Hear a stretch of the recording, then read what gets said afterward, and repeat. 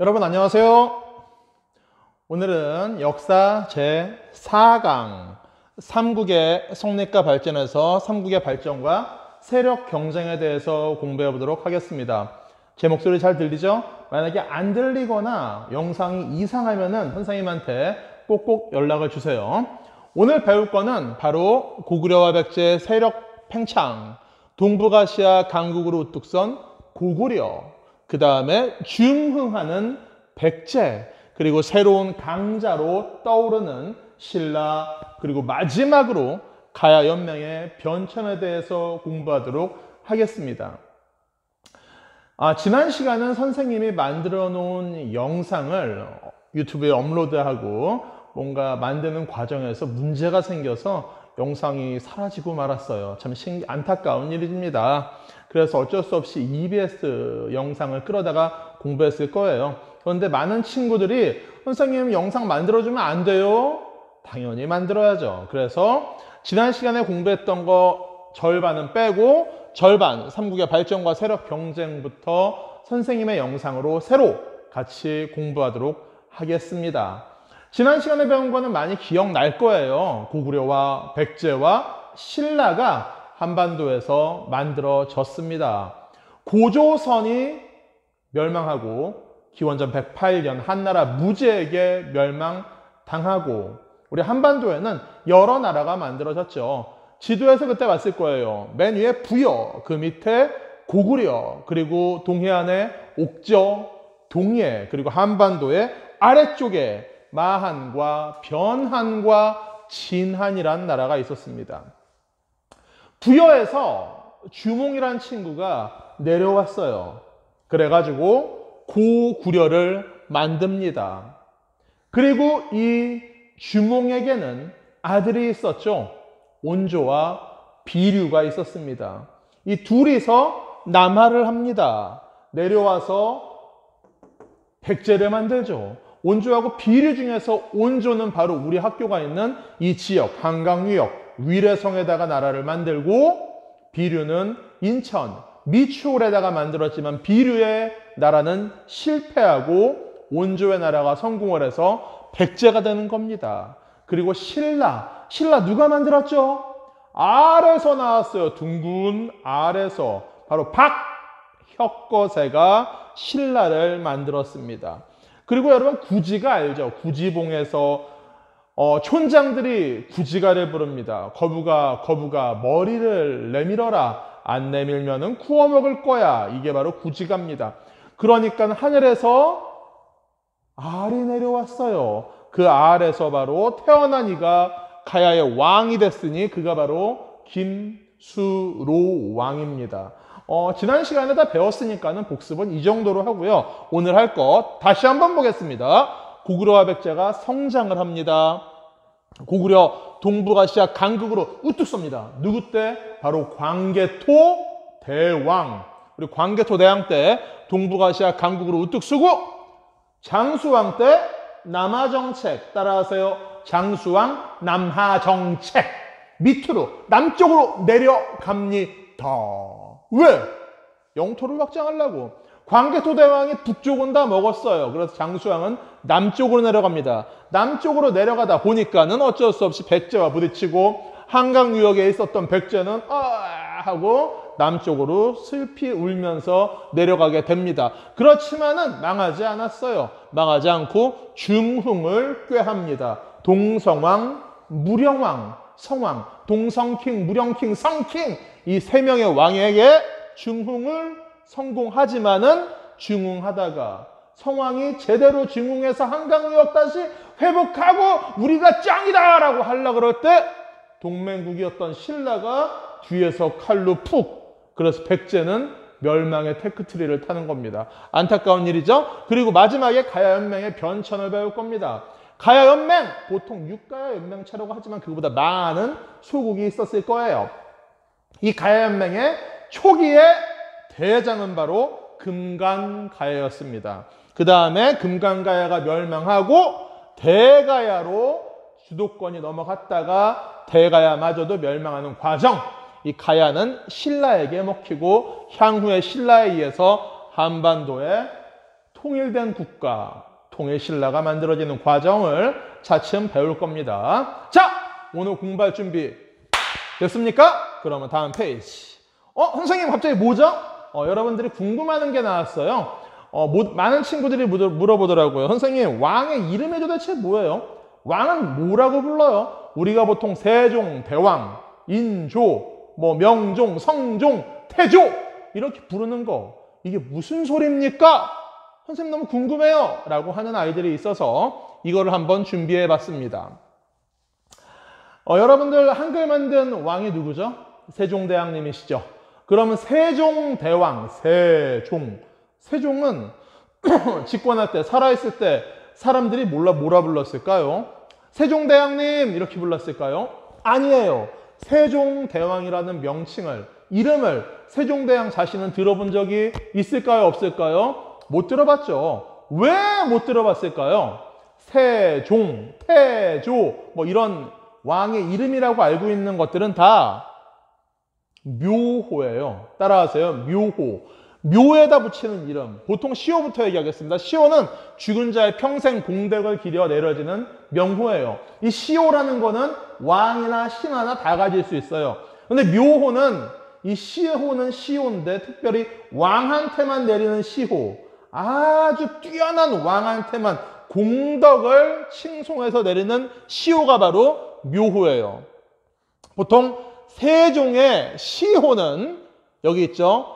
영문, 예무, 인성, 명효대왕. 이건 죽은 다음에 시호로서 공덕을 기리기 위해서 내린 이름이에요. 아주 영스럽고 문장이 뛰어나고, 그리고 무예가 예리하고 밝고, 그리고 인자하고 성스럽고 효도 잘하는 대왕. 이게 바로 세종대왕의 시호고, 세종은 묘호. 왕이 죽은 다음에 종묘에 신의를 모실 때 붙이는 칭호가 바로 묘호, 세종입니다. 시호는 누구나 받을 수 있죠. 이 묘호가 있다는 건 대단한 왕이라는 거죠. 그런데 이 묘호에도 조와 종이 있어요. 조는 뭐고 종은 뭘까요? 그리고 군은 뭘까요? 자, 보도록 하겠습니다. 조와 종, 군은 어떤 원칙? 나라를 세운 이성계는 태조 이성계죠. 그쵸? 조는 공이 있는 왕한테, 종은 덕이 있는 왕한테 붙인다 했습니다. 그래서 조공, 종덕이라 합니다. 여러분들이 이거 잘 들어요. 어떤 사람은 지금 왜 백제, 고구려, 신라지 갑자기 왜 이거는 여러분들이 역사를 배우면서 배우기 힘든 거예요. 선생님이 한 방에 정리해 줄 때 시호가 뭔지, 묘호가 뭔지, 조, 종, 군은 왜 틀린지 알면은 여러분의 역사 이해력이 쑥쑥쑥 올라간다는 거 기억합니다. 조, 창업군주와 정통을 다시 일으킨 왕한테, 종은 정통을 계승한 왕한테 붙인다는 설도 있습니다. 나라를 세운 왕, 태조, 이성계, 그리고 왕위를 찬탈한 왕. 원래 왕이 안 될 사람이었는데 자기가 힘으로 쿠데타 일으켜서 조선시대 땐 반정이라 불렀죠. 그래서 왕이 된 사람들은 조를 붙이곤 합니다. 그런데 이 때문에 조가 종보다 한 단계 레벨이 높다는 관념이 발생해서 조선시대에는 묘호 둘러싸고 논쟁이 생기고요. 마지막에는 막 다 조라고 이름 붙여주는 게 있어요. 지금부터 잠깐 보고 진도 나갈게요. 고려시대에는 태조 왕건만 조고 나머진 다 종이에요. 조선왕의 묘호, 태조는 창업했으니까 조예요. 그 다음에 정종, 태종, 세종은 다 그대로 이어가서 종이에요.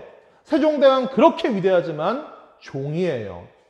문종, 계승군주, 단종, 본래는 왕하다가 축출됐죠. 잘렸죠. 누구한테? 삼촌한테. 그 사람이 세조예요. 그래서 죽어서 노산군이라고 이름 붙였지만 후일 업그레이드 시켜서 단종이라고 이름을 붙였습니다.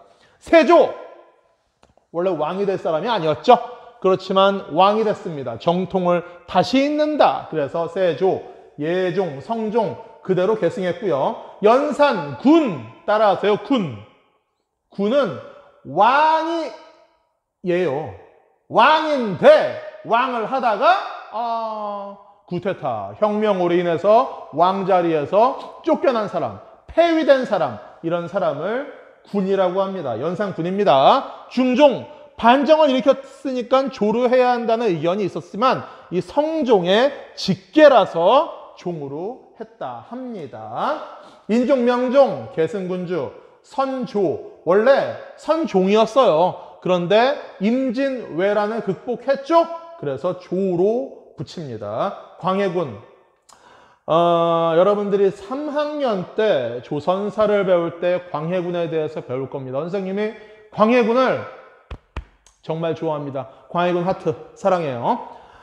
선생님은 광해군을 잘 알아요. 광해군은 저를 모르겠지만 광해군은 정말로 공이 많은 왕이에요. 덕도 많고 대단한 왕이죠. 조선의 일반 백성들을 위해서 많은 것을 포기하기도 했고 많은 희생을 치르면서 조선을 위해서 노력한 왕 광해군. 그러나 서인 정권에 의해서 구테타를 당하고 축출됩니다. 이건 나중에 3학년 때 광해군 배울 때 선생님이 아주 임팩트 있게 다시 한번 공부하도록 하겠습니다. 여러분 기억하세요. 연산군은 나쁜 짓 많이 했어요. 그래서 쫓겨났어요. 그러나 광해군은 나쁜 짓을 해서 쫓겨났다라기보다는 정치적 희생양이었다.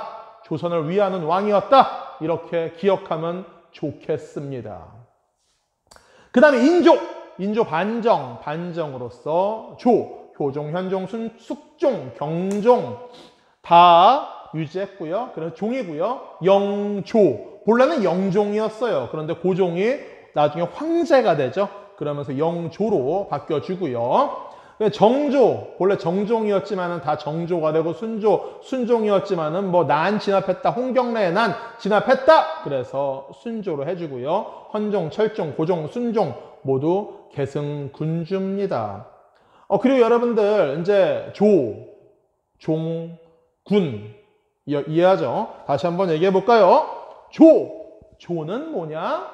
나라를 만들거나 큰 변란을 이겨냈다. 와우!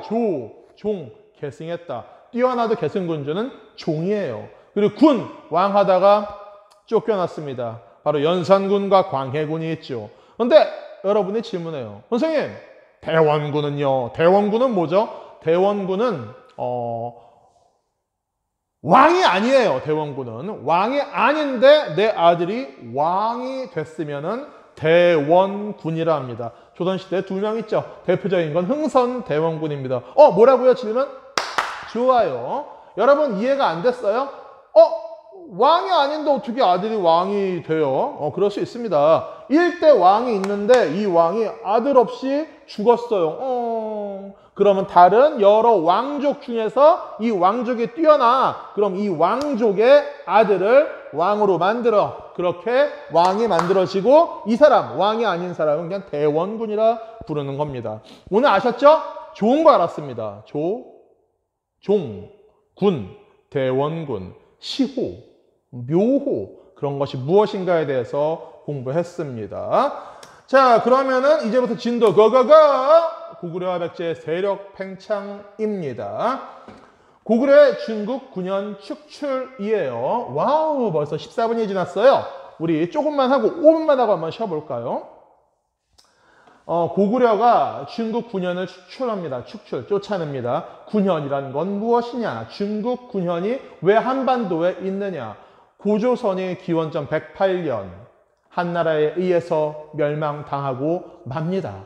그 다음에 한나라는 당연히 우리 한반도 고조선 지역을 점령하기 위해서 식민통치기관을 만들죠. 그게 바로 한나라가 만든 4개의 군이어서 한사군이라 합니다. 그러니까 지금의 뭐 경기도, 강원도 그런 것처럼 뭐 낙랑군, 현도군 그런 걸 만든 거예요. 그런데 이렇게 한나라가 만든 군을, 중국의 군현을 미천왕이 축출합니다.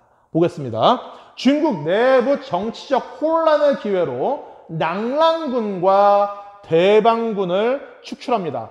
313년의 일입니다.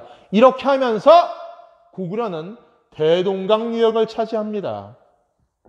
이렇게 해서 결국 기원전 108년부터 313년까지 한반도에 있었던 고조선 멸망이 의기됐던 중국 세력을 400년 만에 완전히 쫓아냅니다. 미천왕이 이제 고구려를 업그레이드 하는 겁니다. 그리고 그 다음에 뒤를 이어서 고국 원왕이 등장합니다.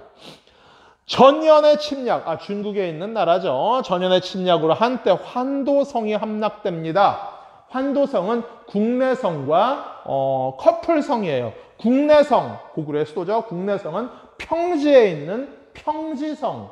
환도성은 이 국내성에 있다가 위험하면 도망가는 산성, 산에 있는 산성, 환도산성이었죠. 이게 전연한테, 발음을 잘해야 돼요. 전연한테 함락당하고 맙니다. 그래서 미천왕 이후부터 계속 업그레이드하던 고구려는 고국원왕 때 대팽창이 잠시 주춤됩니다.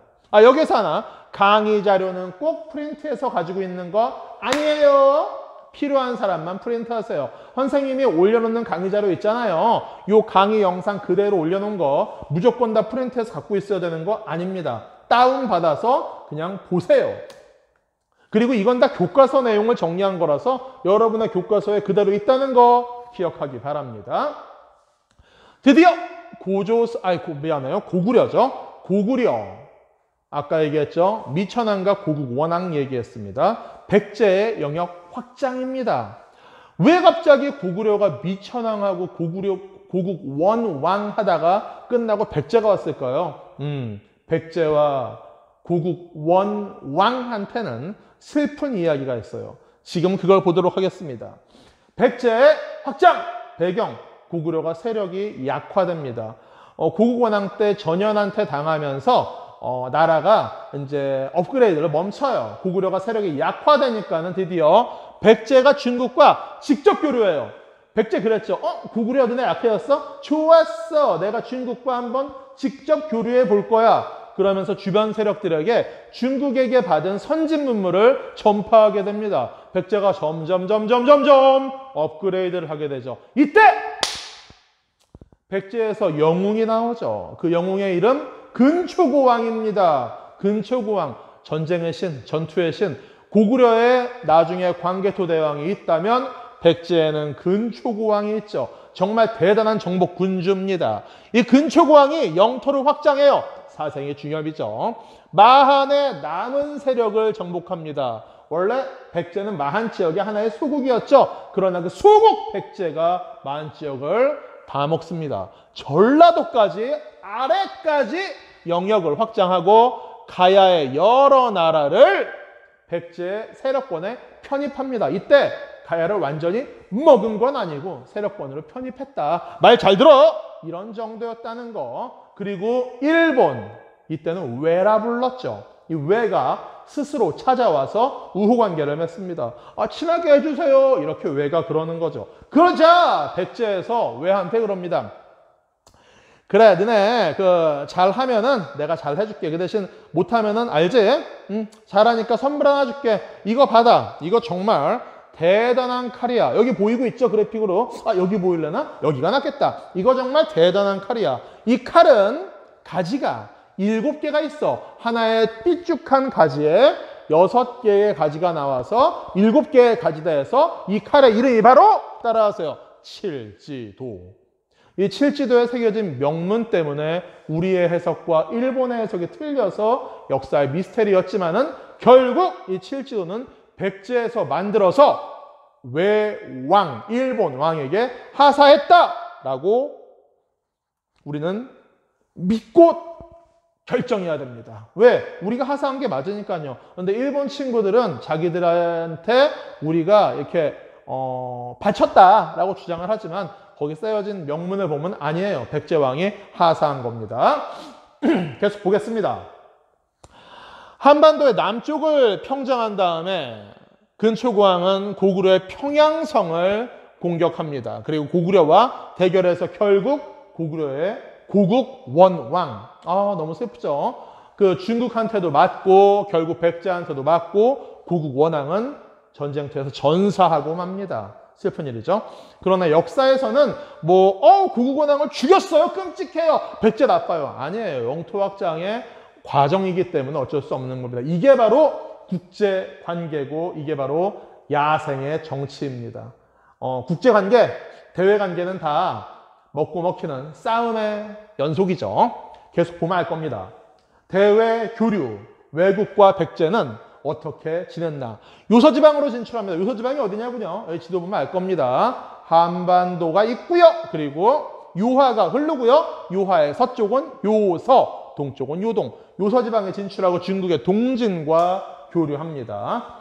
이렇게 백제는 성장을 했어요. 근초고왕 때. 그래서 여러분은 그럴 거예요. 불쌍한 고구려 망했나요? 망하지 않았습니다. 잠깐만요. 물 한 잔 마실게요.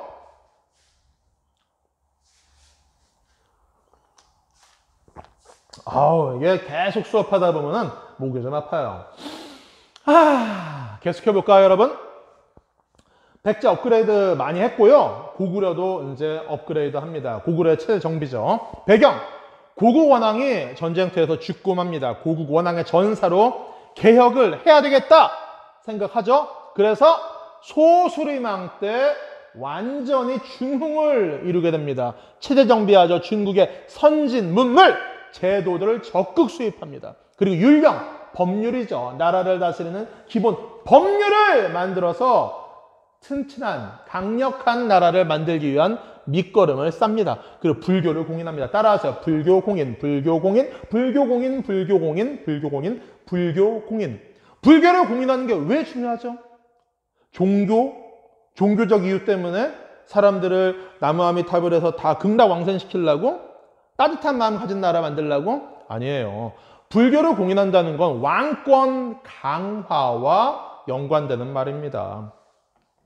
기존에 있었던 부족마다의 시족마다의 그러한 여러 종교들을 다 통일해서 하나의 종교로 만드는 거죠. 좀 더 고등한 종교로 통일을 하는 거죠. 종교를 통일해서 사람들의 사상을 통일하고 그것으로서 하나의 왕권에 귀하게 만드는 거. 결국 왕권 강화로 가는 거. 그게 바로 불교 공인의 이유입니다. 고구려나 백제나 신라나 다 불교를 공인하는 이유는 뭐다?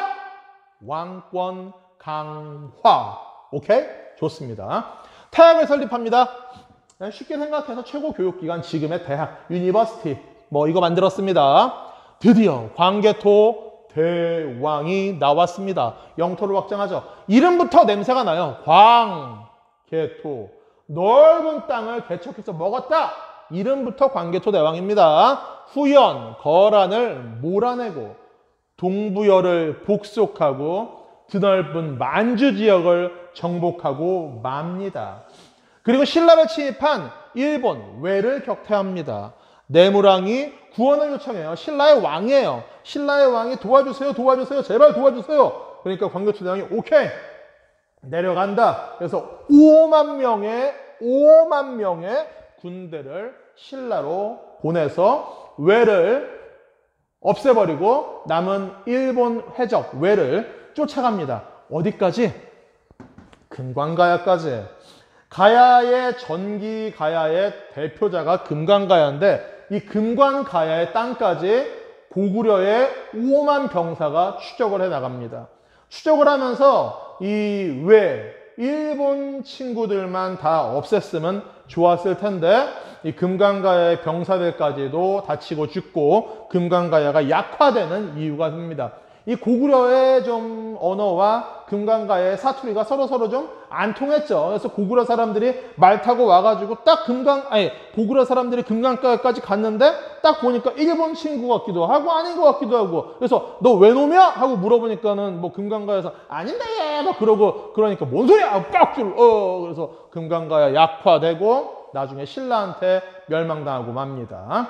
아무튼 신라에서는 광개토 대왕님 땡큐 그러면서 호명 그릇, 그러니까 신라 땅에서 광개토 대왕을 제사 지내요. 그래서 그러기 위한 그릇, 호명 그릇도 있고요. 광개토 대왕릉비에 신라를 구원하러 간 그 증거가 써 있고요. 호명 그릇이 어떻게 생겼냐고요? 여기 보이죠? 호명 그릇. 오케이. 다음 페이지.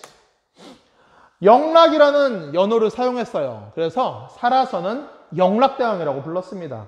광개토, 오타! 광제토가 아니에요. 광개토예요. 광개토는 시호에 들어간 용어입니다. 아까 맨 처음에 시호, 묘호 뭐 다 배웠죠, 그쵸? 이게 바로 광개토 대양릉 비에 있는 정식 명칭이에요. 국강상 광개토경 평안 호태왕. 이것이 바로 광개토 대왕의 풀네임입니다. 국강상 아마 묘가 있는 지역이라고 봅니다. 광개토경 아주 넓은 땅을 먹었다. 그리고 평안한 나라 만들었다.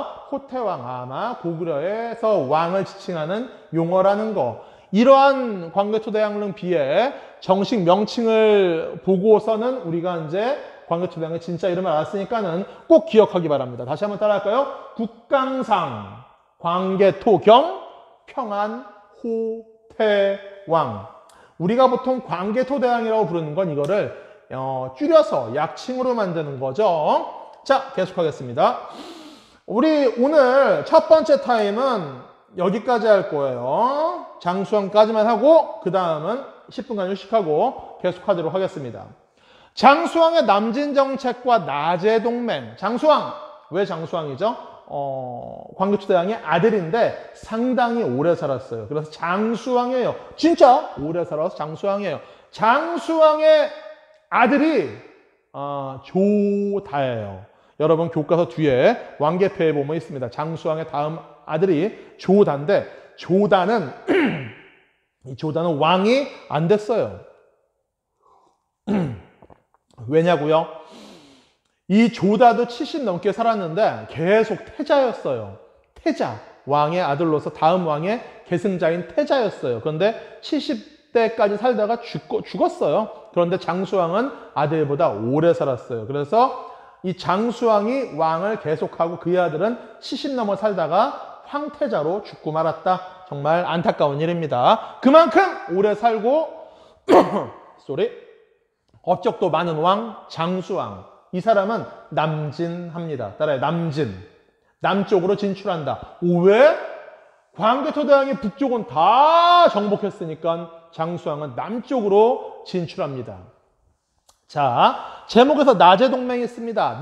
나는 뭐죠? 미? 아니에요. 신라의 나. 백제의 제.